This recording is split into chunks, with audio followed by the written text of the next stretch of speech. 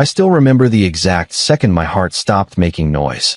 It was 3:07 a.m. on a dead Thursday 3 years ago. My hand slid across the mattress searching for her warmth and found only cold, wrinkled sheets. The apartment was silent except for the faint, relentless buzzing coming from downstairs.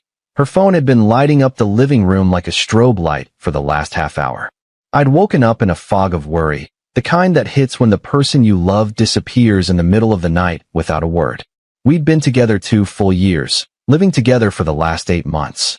I sent one single message. "Babe, everything okay? Where are you?"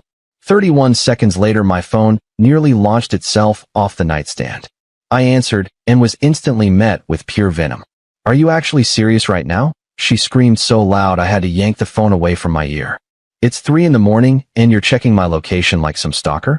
Do you have any idea how suffocating you are? This is exactly why I feel like I'm in prison." I was still half asleep, heart racing from concern. I woke up. "You weren't here. Your phone was going crazy downstairs. I just wanted to know you were safe. You always do this. You have to know where I am every second of every day. You need constant reassurance, constant control. I can't breathe around you. I need space. Space. Do you even hear me?" The line went dead. I sat on the edge of the bed in total darkness, the glow of my phone dying in my hand. 2 years of memories flashed behind my eyes. I paid 70% of rent, 90% of utilities, 95% of groceries, because she'd been between opportunities for over a year. The lease was in my name alone. Her credit was non-existent. The couch, the TV, the kitchen table, the bed we were supposed to share, everything but her clothes and makeup was mine from before we ever moved in together. And I was the suffocating one for asking one worried question at 3 a.m. Something inside me didn't break. It simply turned off. "Okay," I whispered to the empty bedroom. She stumbled through the door at 6:23 a.m., shoes dangling from her fingers, hair a mess, smelling like an ashtray soaked in cheap vodka and someone else's cologne. She crawled into bed like it was any other night, curled up, and was snoring in under 2 minutes. Her phone kept vibrating against the dresser until she finally slapped it silent and passed out cold. I lay perfectly still, eyes wide open, until her breathing turned deep and even. Then I started moving. 7:59 a.m., I called my manager. "Family emergency. Cashing in every vacation day I have left, effective immediately. I'll be offline for a bit." He told me to take whatever time I needed and to call if there was anything he could do. 8:12 a.m. I texted the one friend who owed me his life in 6 different ways. "Need your truck and every muscle you've got today. Paying for gas, food, beer, whatever you want. Be here by 9:30. No questions asked." He pulled up at 9:26 with 2 giant coffees and 0 hesitation. She was still dead to the world, mouth open, mascara smeared across the pillowcase I was about to abandon forever. We worked like a silent heist crew. Couch, coffee table, 65-inch TV and stand, bookshelves, every plate, bowl, mug, fork, knife, and my beloved cast-iron skillet collection. My gaming PC, my clothes, my shoes, my tools, the framed movie posters off the walls, the area rugs, even the shower curtain and the fancy towels I'd bought, because she said the old ones were embarrassing. Everything that was mine went straight into the bed of that pickup. My buddy shot me worried side eyes, but never once asked what the hell was happening. I left her wardrobe hanging in the closet, her mountain of Sephora bags exploding across the bathroom counter, the $450 hair straightener I'd surprised her with last Christmas because she cried that she needed it, the decorative pillows she insisted on, and the bed she was currently drooling on. Not my problem anymore. While he drove the final load to his garage for temporary storage, I handled the surgical strike, sat in the Carrier store parking lot, paid $25 for a brand new SIM, activated a number she would never, ever know, logged into every utility portal, and removed my name effective immediately. Deleted Venmo and every auto payment I'd been stupid enough to set up for her groceries and gas money. Walked into the jewelry store downtown, where I'd been secretly making monthly payments on an engagement ring for the last 10 months. Told the manager the short version. Took a $1,400 loss and walked out with $3,100 cash in an envelope. Called the company in the new state whose senior position I'd turned down 6 months earlier because I can't leave my friends and my mom. HR answered on the second ring. That role's still open. It was. Start date exactly 2 weeks from today. Total elapsed time from the moment she screamed, "I need space," to the moment I hit the interstate with everything I owned. 11 hours on the dot. By 9:17 p.m., I was cruising south, windows down, music blasting, a full tank of gas, and a playlist that started with Johnny Paycheck and ended with every breakup song I could find. No note on the kitchen counter. No breakup text. No, "I wish you the best." She wanted space? I handed her 3 years, 900 miles, 2 time zones, and the entire continental United States on a silver platter. Blocked her on every platform before the new SIM even finished its first boot up. Blocked her friends, her sister, her mom, her cousins, anyone who might forward a message or a sob story. Slept on my buddy's couch that night. He kept staring at me like I'd grown a second head. "You sure you're okay, man?" Never felt lighter. 15-hour drive the next day. New city. New apartment with my name only on the lease. New job that paid 32% more than the old one. New gym membership. New therapist every Thursday at 6 p.m. Life got quiet, and quiet felt like freedom. 3 years disappeared like that. Made real friends who don't weaponize words. Started dating a woman who texts me when she's running late because she wants me to know, not because she's scared I'll lose it. Bought furniture that is 100% mine and will never be left behind again. Learned how to cook steak perfectly medium rare and eat it alone on a Saturday night without feeling pathetic. Then one random Tuesday, I'm in my usual corner of the coffee shop near the office, headphones in, banging out emails, when someone yanks out the chair across from me and sits down like she owns the place. "Found you." I look up slowly. Same eyes. Same smirk. 3 extra years, a few more worry lines, but unmistakable. "Took me forever to track you down," she says with a smug little smile. "You really went full ghost." I close my laptop. "How?" "Your boy finally cracked. I can be very persuasive when I want something. He didn't." I checked later. Line number 1, right out the gate. "We need to talk," she says. "No, we really don't." She clamps her hand around my wrist as I stand. "Yes, we do. You disappeared. No warning, no explanation, nothing. Like a coward. You screamed that I was suffocating you and you needed space. I gave you space. That's not what I meant, and you know it.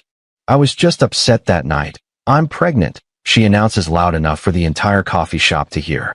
Half the room freezes mid-sip. I actually laugh out loud. It's been 3 years. That's one for the medical journals. It's yours, genius. From right before you ran away. I didn't find out until after. He just turned 2. The floor tilts hard. I sit back down slowly. "Show me proof. Pictures. Birth certificate. Anything." She shoves her phone at me. Cute toddler, brown hair, blue eyes, dimples. Could be any kid in America. Birth certificate lists father as unknown. DNA test. I say, voice flat. "Real one. Court admissible lab. I'll send you 3 certified options. Pick one or we're done here." She tries to funnel me towards some shady strip mall DNA place with a website straight out of 1998 and reviews that are either 5 stars or screaming fraud. I shut it down immediately. We settle on a legitimate facility with full chain of custody protocols. Saturday rolls around. She strolls in 10 minutes late with her mom glaring daggers, some random dude scrolling his phone like he's waiting for a bus, and the little boy who looks exhausted and confused. The kid keeps pointing at me and asking, "Who's that man?" while the tech tries to swab his cheek. He starts wailing. She hisses, "Stop being difficult right now." Even I, a guy with 0 kid experience, know that's not how you calm a terrified 2-year-old.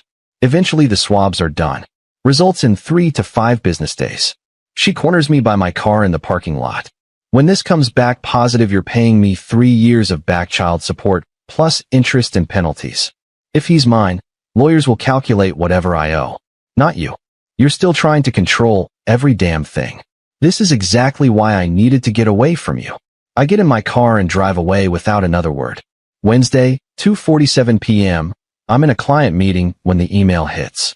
I excuse myself, lock myself in a bathroom stall, and open it with shaking hands. Probability of paternity, 0.000%. I forward it to her.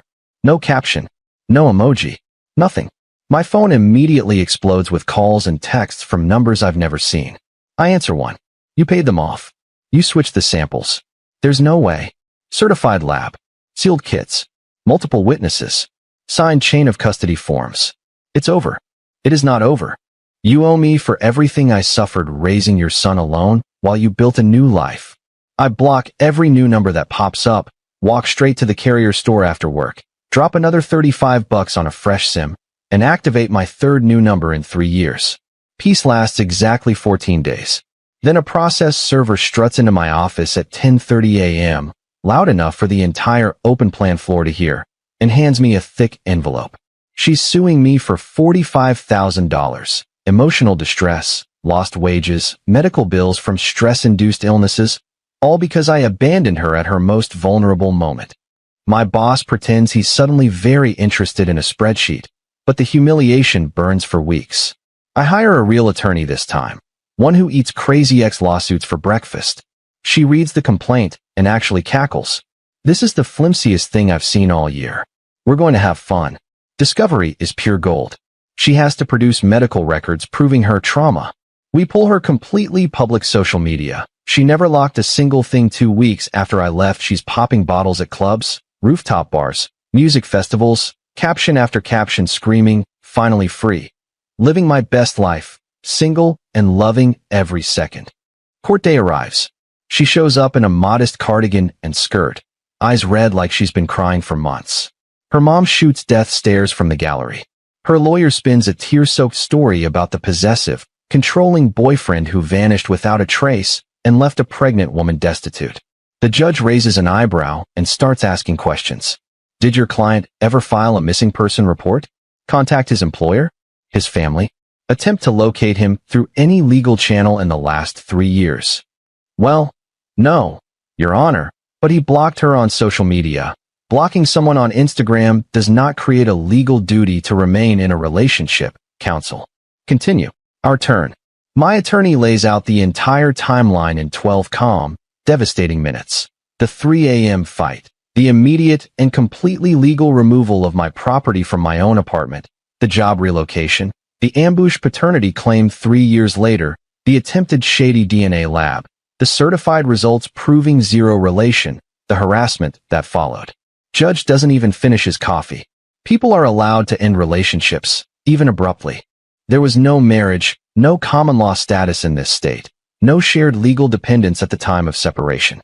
The plaintiff had no legal right to continued financial support or notice of relocation.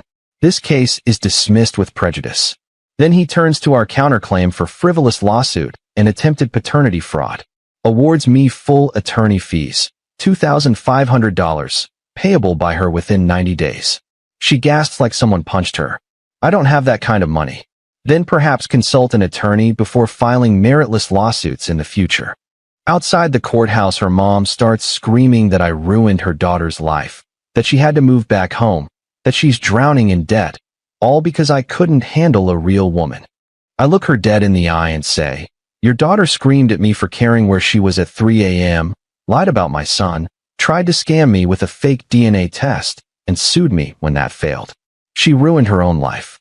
I just refuse to let her ruin mine. My attorney grabs my arm and pulls me away before I say anything else that could be used later. She never paid the $2,500. Filed bankruptcy 6 months later. Last I heard through a mutual acquaintance who didn't know the full story, she's back in our old town, engaged to some new guy, still telling anyone who will listen that I abandoned her when she needed me most. I've been with my girlfriend almost 2 years now. When she's out late with friends, she texts me because she wants me to know she's safe, not because she's afraid I'll flip out.